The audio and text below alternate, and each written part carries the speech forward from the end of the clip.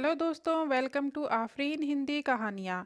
एक बार एक आदमी ने अपने व्यवसाय में बहुत उन्नति की और एक बड़े महानगर में ज़मीन खरीदकर उस पर अपना आलीशान घर बनवाया। उस ज़मीन पर बहुत पहले से ही एक खूबसूरत स्विमिंग पूल और पीछे के हिस्से में एक वर्षों पुराना लीची का पेड़ था। दरअसल उस आदमी ने वो ज़मीन उस लीची के पेड़ के कारण ही खरीदी थी, क्योंकि उसकी पत्नी को लीचियों का बहुत शौक था। कुछ सालों के बीत जाने के बाद उस घर के मरम्मत कार्य के दौरान उस आदमी के कुछ करीबी मित्रों ने उसे सलाह दी कि उसे किसी अच्छे वास्तु शास्त्र विशेषज्ञ की सलाह लेकर ही भवन मरम्मत कार्य करनी चाहिए।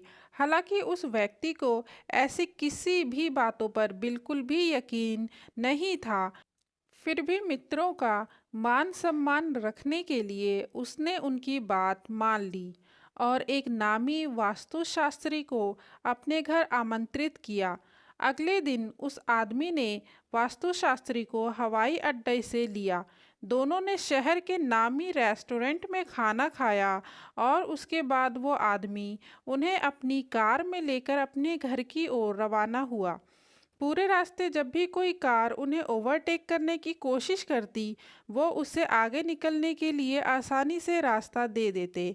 यह देख वास्तुशास्त्री महोदय ने हंसते हुए उस व्यक्ति से कहा, श्रीमान, आप बहुत सुरक्षित वाहन चालक हैं, जो बेहद ठंडे दिमाग और धैर्य के साथ अपनी गाड़ी चलाते हैं। उस आदमी ने मुस्कुराते हुए जवाब दिया, सर जी, लोग अक्सर ओवरटेक तभी करते हैं जब उन्हें कुछ अति आवश्यक कार्य हो, इसीलिए हमें उन्हें अवश्य रास्ता दे देना चाहिए। उस आदमी के घर के करीब पहुंचते पहुंचते सड़क थोड़ी संकरी हो गई और उसने कार थोड़ी और धीरे चलानी शुरू कर दी। तभी अचानक एक जोर से हंसता हुआ बच्चा गली से निकला और तेजी से भागते हुए उसकी कार के आगे से सड़क पार कर गया।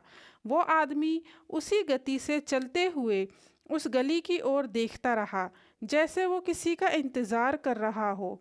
तभी अचानक उसी गली से एक और बच्चा भागते हुए उसकी कार के आगे से निकल गया।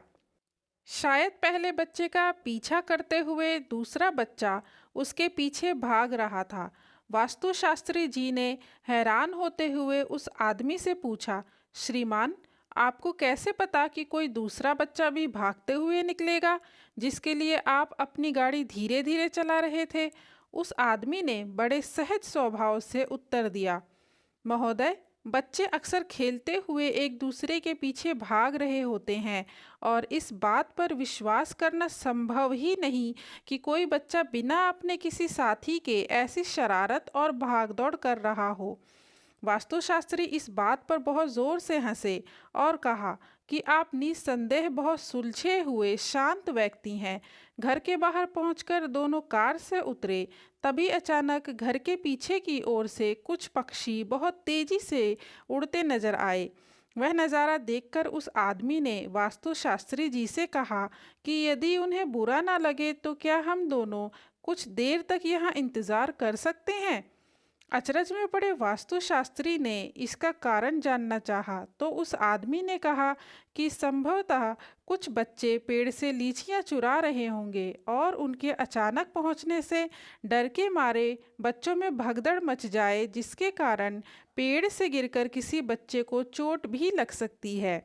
वास्तुशास्त्री जी कुछ देर बिल्कुल खामोश रहे, फिर संयत आवाज में बोले, मेरे प्रिय मित्र, इस घर को किसी भी वास्तुशास्त्र जांच की और उपायों की कोई आवश्यकता नहीं है और ना ही भविष्य में ऐसी किसी भी आवश्यकता की संभावना है। उस आदमी ने बड़ी हैरानी से पूछा, ऐसा क्यों?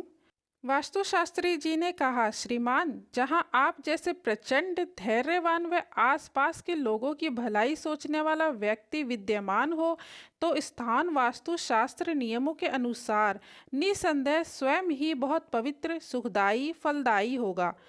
परोपकार से बड़ा कोई धर्म नहीं है और अपने संकुचित विचारों के त्याग से बड़ी कोई आत्मशुद्धि नहीं है। मन की पवित्रता से बड़ी कोई साधना नहीं है।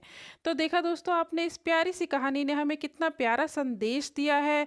आपको ये कहानी कैसी लगी कमेंट में ज़रूर बताएं, वीडियो को लाइक ज़रूर कर दें और चैनल को सब्सक्राइब करना ना भूलें। आपका एक सब्सक्रिप्शन हमारे लिए बहुत उत्साह की बात होती है। स्नेह और आभार बना रहे। धन्यवाद।